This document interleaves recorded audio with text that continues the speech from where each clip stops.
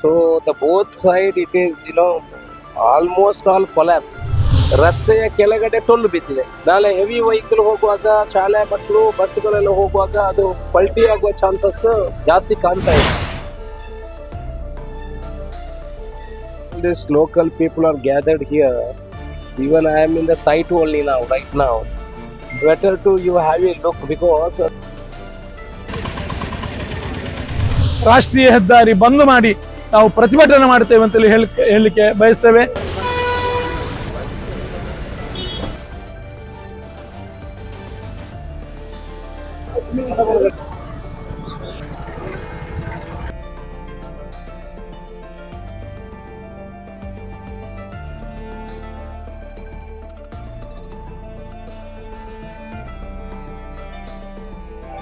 ಸುಬ್ರಹ್ಮಣ್ಯ ಕಡಬ cross ರೋಡಿನ ಹತ್ತಿರ ರಾಷ್ಟ್ರೀಯ ಹೆದ್ದಾರಿಯನ್ನು ಸಂಪರ್ಕಿಸುವ ರಸ್ತೆಯ ಅವೈಜ್ಞಾನಿಕ ಕೆಲಸವನ್ನು ಇವರು ಮಾಡಲಿಕ್ಕೆ ಹೊರಟಿದ್ದಾರೆ.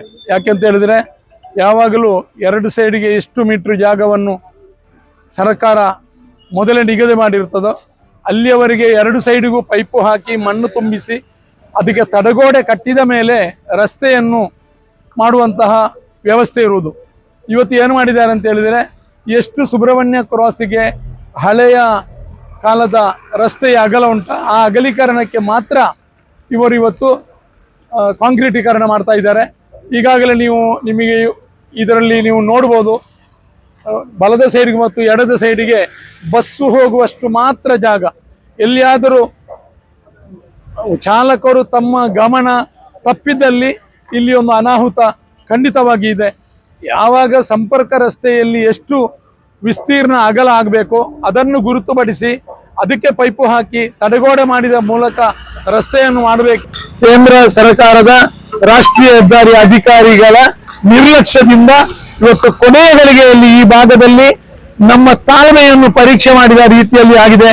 ಇದು ಇನ್ನು ಮುಂದಕ್ಕೆ ಇದೇ ಅನ್ನು ಮುಂದುವರಿಸಿದರೆ ನಾವು ಖಂಡಿತ ಇಲ್ಲಿ ರಾಷ್ಟ್ರೀಯ ಹೆದ್ದಾರಿ ಬಂದ್ ಮಾಡಿ ನಾವು ಪ್ರತಿಭಟನೆ ಮಾಡ್ತೇವೆ ಅಂತೇಳಿ ಹೇಳಲಿಕ್ಕೆ ಬಯಸ್ತೇವೆ.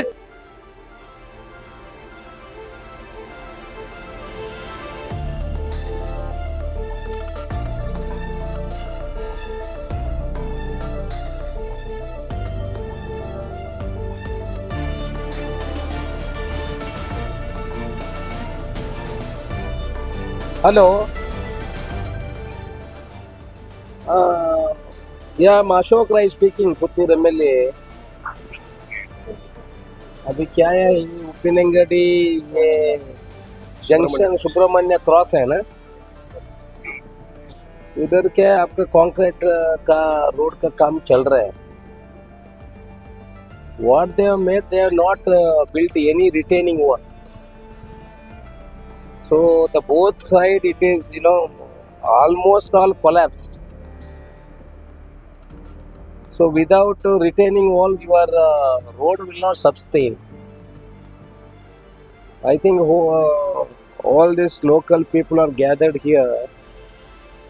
Even I am in the site only now, right now. Better to you have a look because the small culvert is required, small retaining wall the both side. Because huge traffic is passing on that route, no, was all Subramania, Kadaba, all the routes. Yeah, you just send your people. No, I don't think it is a hole in the down where you have built the road, no. The down part is already collapsed. I don't think it will, it will sustain the load of the traffic. So you better to take your opinion, send your engineering people, and better to take a call because it is very dangerous situation because many vehicle, school buses are all passing. You have to take some precaution. You send your people, and that is the one. Another thing is in Uppinangadi, the entry of Uppinangadi, the bus stand entry, no? Yeah, bus stand entry. From the underpass, Uppinangadi main junction. There I kept 3 crore rupees for the 4-lane road. It is already sanctioned because your people in the entry, your people are, doing very narrow there. So if you send some people, so now only you have to plan, because both side we have to keep the, space, so that we can properly connect the 4-lane road to the this underpass. If you send somebody, I'll call somebody from here, I'll explain to them.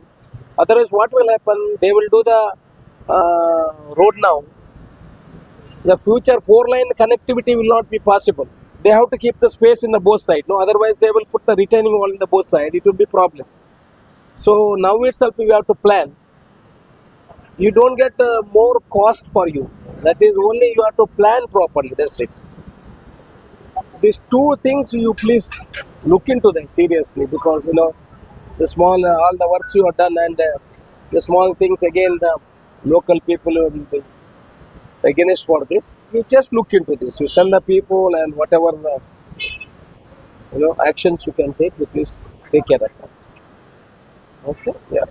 ನೋಡಿ, ನಮ್ಮ ಉಪ್ಪಿನಂಗಡಿಯಿಂದ ಸುಬ್ರಹ್ಮಣ್ಯಕ್ಕೆ ಹೋಗುವಂತ cross road ಏನಿದೆ, ಅಲ್ಲಿಗೆ NHA ಅವರು connectivity ರಸ್ತೆಯನ್ನು ಮಾಡ್ತಾ ಇದ್ದಾರೆ.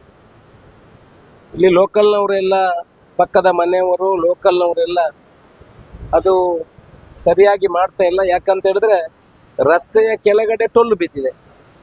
ನಾಳೆ ಹೆವಿ ವೆಹಿಕಲ್ ಹೋಗುವಾಗ, ಶಾಲೆ ಮಕ್ಕಳು ಬಸ್ಗಳೆಲ್ಲ ಹೋಗುವಾಗ ಅದು ಪಲ್ಟಿ ಆಗುವ ಚಾನ್ಸಸ್ ಜಾಸ್ತಿ ಕಾಣ್ತಾ ಇದೆ. ಈಗ ನೋಡುವಾಗಲೂ ಅದು ಆಲ್ಮೋಸ್ಟ್ ಒಂದು ಕಡೆಗೆ ಬಾಗಿದಾಗೆ ಇದೆ. ಅಂದರೆ ಕೆಳಗಡೆಯಿಂದ ರಿಟೈನಿಂಗ್ ವಾಲ್ ಮಾಡಿ ಆನಂತರ ಈ ರಸ್ತೆಯನ್ನು ಮಾಡಬೇಕಿತ್ತು. ಅವರ ಸ್ಕೋಪಲ್ಲಿ ಇದೆಯಾ ಇಲ್ವಾ ಅಂತ ಗೊತ್ತಿಲ್ಲ. ಈಗ NHA ಅವರ PD ಅವರ ಹತ್ರ ಮಾತಾಡಿದ್ದೀನಿ. ಅವರ ಇಂಜಿನಿಯರಿಂಗನ್ನು ಕಲಿಸಿ ಏನಲ್ಲಿ ರಿಟೈನಿಂಗ್ ವಾಲನ್ನು ಮಾಡಬೇಕು, ಅದನ್ನು ಮಾಡಿ ಆ ಕನ್ಸ್ಟ್ರಕ್ಷನ್ ಮಾಡಬೇಕು ಅನ್ನೋ ವಿಚಾರವನ್ನು ಹೇಳಿದ್ದೀನಿ.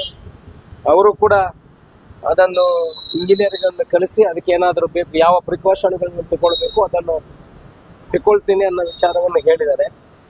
ಆದಷ್ಟು ಬೇಗ ಕಂಪ್ಲೀಟ್ ಮಾಡಲಿಕ್ಕೆ ಕೂಡ ಹೇಳಿದ್ವಿ. ಇನ್ನೊಂದು, ನಮ್ಮ ಉಪ್ಪಿನಂಗಡಿ ಜಂಕ್ಷನಲ್ಲಿ ನಾವೀಗ ಬ್ರಿಡ್ಜಿಂದ ಉಪ್ಪಿನಂಗಡಿ ಜಂಕ್ಷನ್ವರೆಗೆ 3 ಕೋಟಿ ರೂಪಾಯಿ ಸ್ಯಾಂಕ್ಷನ್ ಮಾಡಿದ್ವಿ 4-ಲೈನ್ ರಸ್ತೆ ಮಾಡಲಿಕ್ಕೆ. ಅವರಲ್ಲಿ ನ್ಯಾರೋ ಆಗಿ ಅವರು ಕನೆಕ್ಟಿವಿಟಿ ಮಾಡ್ತಾ ಇದ್ದಾರೆ.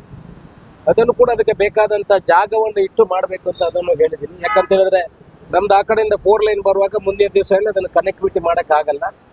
ಅದನ್ನು ಕೂಡ ಸರಿಯಾಗಿ ಮಾಡಬೇಕು. ನಮ್ಮ ತೌಸಿಫ್ನವರು ನಿನ್ನೆನೇ ಹೇಳಿದರು, ಹೀಗೆ ಮಾಡಿದರೆ ಮತ್ತೆ ತೊಂದರೆ ಆಗ್ತದೆ ಅಂತ.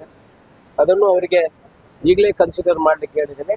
ಅದನ್ನು ಅವರು ಮಾಡ್ತೀನಿ ಅಂತ ಹೇಳಿದ್ದಾರೆ. ತೊಂದರೆಗಳಾಗ್ತದೆ, ಅದನ್ನು ಸರಿ ಮಾಡುವಂಥ ಕೆಲಸವನ್ನು ನಾವು ಈಗಲೇ ಇನ್ಸ್ಟ್ರಕ್ಷನ್ ಕೊಟ್ಟಿದ್ದೀವಿ. ಅವರು ಮಾಡಿಕೊಡ್ತೇನೆ ಅನ್ನೋ ವಿಶ್ವಾಸವನ್ನು ಹೇಳಿದ್ದಾರೆ. ನೋಡುವ ಮುಂದೆ ಯಾವ ರೀತಿ ಮಾಡ್ತಾರೆ. ಈ ರಸ್ತೆಗೆ ತಡೆಗೋಡೆ ನಿರ್ಮಾಣ ಮಾಡಬೇಕು, ರಿಟೈನಿಂಗ್ ವಾಲ್ ತಡೆಗೋಡೆ ಮಾಡಿ ಆ ನಂತರ ರಸ್ತೆಯನ್ನು ಮಾಡಬೇಕಾಗ್ತದೆ. ಯಾಕಂದರೆ ಕೆಳಗಡೆ ಟೊಳ್ಳು ಬಿದ್ದಿದೆ, ಅದು ನಿಲ್ಲಿಕ್ಕಿಲ್ಲ. ಮತ್ತು ಈ ರಸ್ತೆಯಲ್ಲಿ ಸಿಮೆಂಟ್ ಕಾಂಕ್ರೀಟ್ ಮಾತ್ರ ಅಲ್ಲದೆ ರಾಡ್ ಇಲ್ಲ ಇದು. ಸೊ ಮಾಡೋದು ಇದೇ ರೀತಿ, ಆದರೂ ಅದಕ್ಕೆ ರಿಟೈನಿಂಗ್ ಎಲ್ಲ ಹಾಕಿದ್ರೆ ಕರೆಕ್ಟ್ ಆಗ್ತದೆ. ಅದನ್ನು ಸ್ವಲ್ಪ ಅಗಲ ಮಾಡಿದ್ರು, ಅಗಲ ಮಾಡಲಿಕ್ಕೆ ಅವ್ರ ಹತ್ರ ಸ್ಕೋಪ್ ಇರೋಲ್ಲ, ಆಲ್ರೆಡಿ ಡಿಸೈನ್ಡ್ ಅದು. ಬಟ್ ರಿಟೈನಿಂಗ್ ವಾಲಿ ಮಾಡಿದರೆ ಕರೆಕ್ಟಾಗಿ